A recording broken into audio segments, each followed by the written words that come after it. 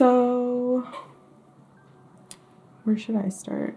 Most of these pieces are my granddad's, like his unfinished bracelet right here that I was eventually going to finish. More bracelet pieces, a bunch of fossilized ivory. A lot of these pieces are mine right here. Most of these were gifted to my sister. It was what I had. My first ring ever. My name is Hannah Asapuk Mukaluk Alowa. I was born and raised in Nome. My dad's side of the family is from Savunga and my mom's side is from Little Diomede Island. It's a very small community. Growing up there, I totally felt like I knew everybody there. I would go to the store and you would just recognize everyone there. It was really fun growing up in a small community. I spent a lot of my time doing subsistence, so my family was very avid in hunting and gathering. During the summers, we'd go out to our fish camp at Pilgrim Hot Springs, and all summer long we would just fish, setting nets, picking berries and greens, just living out there until school started up again. I think Nome is unique because it's the largest town in the region. A lot of families live there for several generations, including mine. I would describe Nome as a melting pot for all the communities surrounding it. Like specifically for my family, my dad's side of the family is from Savunga and they moved there for education. Same as my mom's, they're from Little Diomede and they moved to Nome also for education. That's where my parents met. And it's like that for a lot of families there. I think the most beautiful walrus ivory is the one that they dive for off of like the coast of Savunga, Gamble. Savunga, walrus hunting is very important there. A lot of walrus pass through when they're migrating. Not only do the native communities love to subsist, they also need to. My granddad was a captain. He had his own crew and his own boat. And when they would go walrus hunting, sometimes they would be out for as long as a week. And when they would come back from hunting, my grandma's family would celebrate by having a feast, having the family harvest the walrus and prepare it and store it. And they would celebrate by dancing. Nothing goes to waste there. Even when we would get an animal, it was a celebration because walrus is so precious to communities.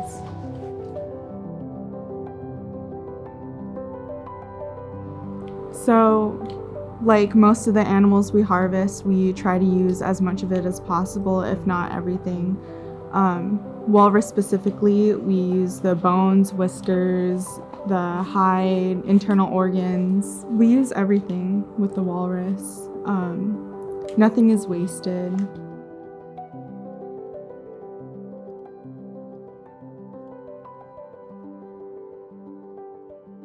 Oh, okay. Well, I was just going to show you, like, you can tell if it's mastodon ivory if there's hash marks in the grain. I'm trying to find a good piece that you could see. Oh, so like these ones, you could see the hash marks in that piece. And that's how you could tell if it's mastodon or if it's walrus. I don't know if you could see it well with that cut because it was cut by a handsaw, so there's a lot of texture on it. But if you look really closely, you could see the hash marks in there. So most of my material that I have now, I inherited from my granddad after he passed. Whenever I go back to Nome, I'll dig through his sheds, his old boxes of ivory, and my grandma will let me take what I need, what I can use from it.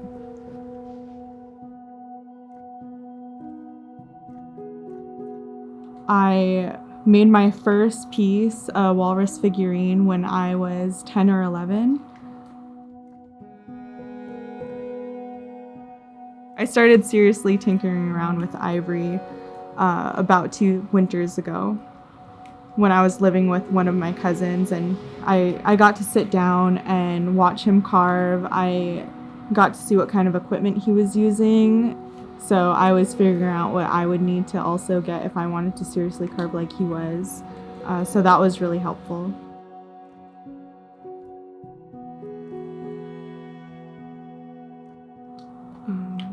It's also helped me financially. Like over the summer is the first time that I was seriously carving full time, and I was using the profits for my equipment, groceries, bills, gas.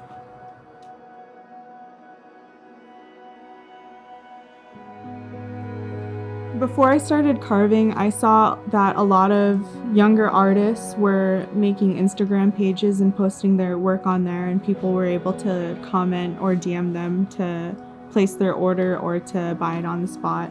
So I started doing that also, and that's how I sell mine, through Instagram. I do like being in Anchorage because it keeps my shipping costs down, so it makes it cheaper to the people buying my work. It's a good central location to send out products. I've sent orders to Florida, California.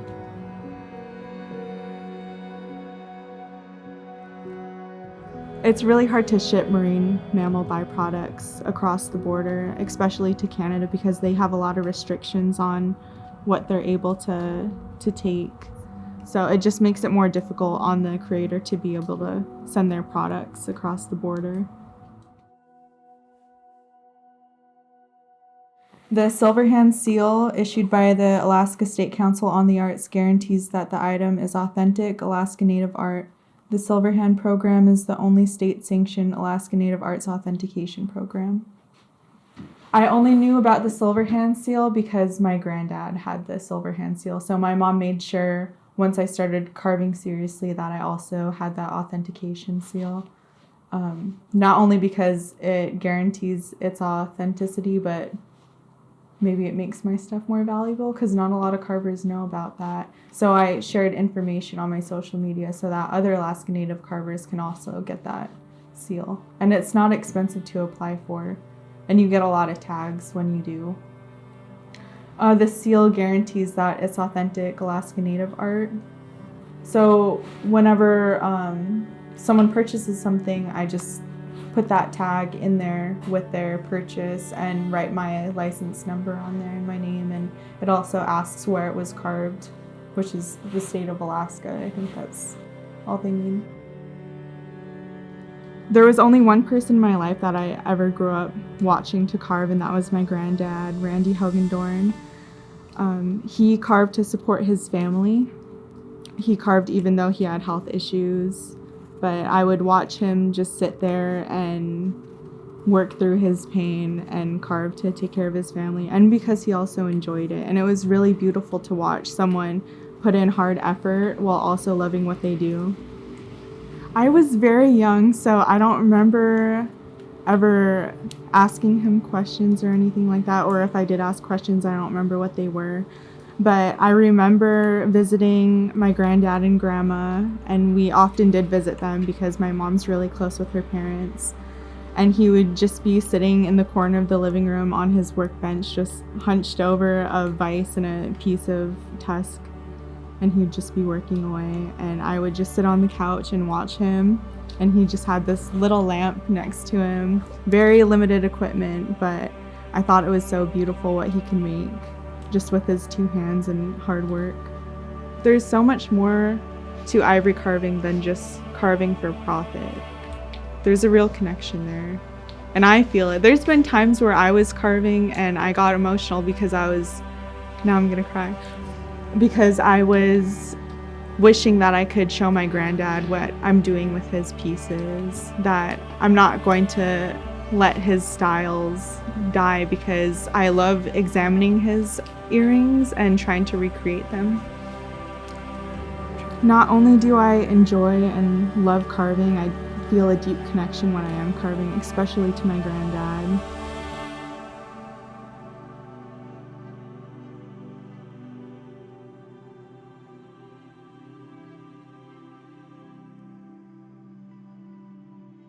I'll find pieces that he's marked up, and so I'll see like what he could have done with it. Like this one. I'm not sure what he was going to do with this, but I just love finding pieces that he's marked up, and I could kind of see his thought process and try to figure out what he was going to do with it. Like I've found earrings where he was almost finished, and then I finished them, and it feels really amazing to do that.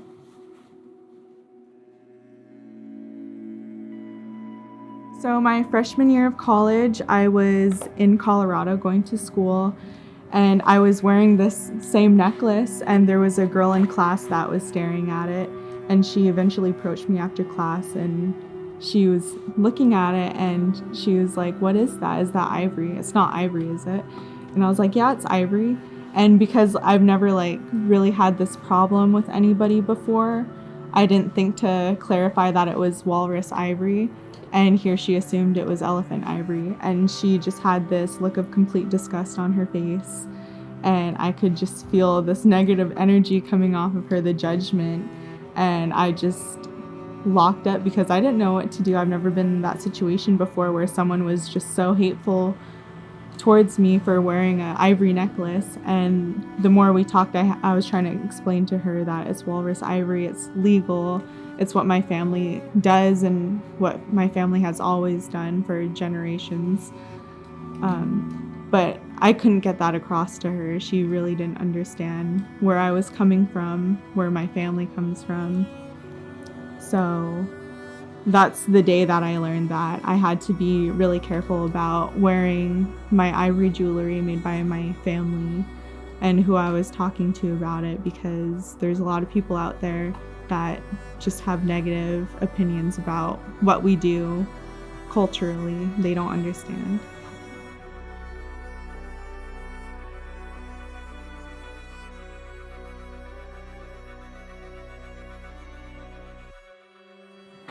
Actually, my grandma told me that she used to watch her dad, I call him Appa, she used to watch him carve on little diamine, and she used to sand for him when, like, before she would ask him for a favor or some money or anything like that, she would sit there and sand with him. And she said that the only thing she used was a piece of leather to sand. And I cannot imagine doing that. I need like all my sandpaper. And even that, it's really tiring. I absolutely hate sanding, sanding and buffing. But yes, you can own ivory. Okay. You just can't make ivory. Only Alaskan Natives are allowed to process walrus ivory. And even if someone were to purchase a tusk from an Alaska Native, the tusk has to be modified in some sort. So scrimshaw, it has to have a carving on it. You can't just buy a raw ivory tusk. I can't imagine being the last generation to be doing this. That's devastating. There was already so much stuff stripped from our culture years ago. I still see the pain in my grandparents' eyes when I ask them questions about it. It's really hard to talk to them about it. They don't want to talk about their trauma to their grandkids. They don't want them to know the pain that they went through. I can't imagine also having that similarity with them, to be in pain when I talk about something that I had to lose. I don't want to not share things with the future generations, with my little brothers, with my niece. I don't want them to go through that.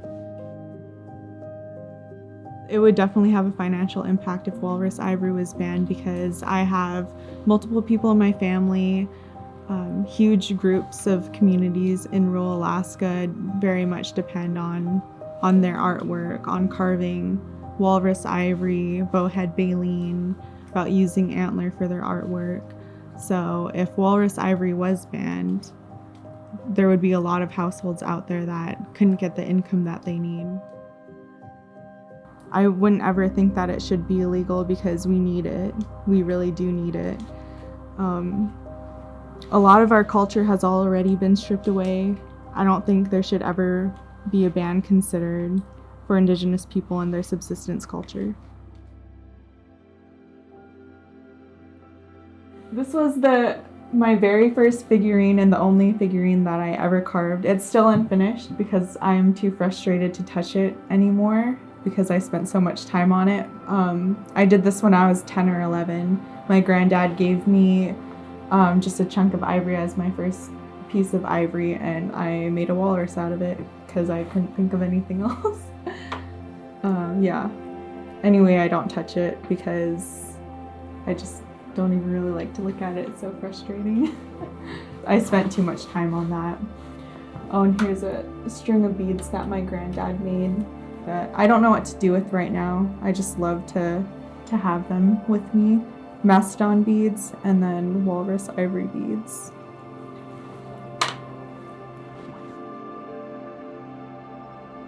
I love what I do. I love that I'm able to do it. I love that I'm able to share it. With my younger brothers, whenever they come over here, I always put a tusk in their hand. I put some ivory beads in their hand. I show them how excited I am to do it. One of my younger brothers is really artistic. He loves doing art like me. We'll have paint nights together, and I think he's going to lean towards ivory carving in the future, and I really hope that he does. I think he would be great with it.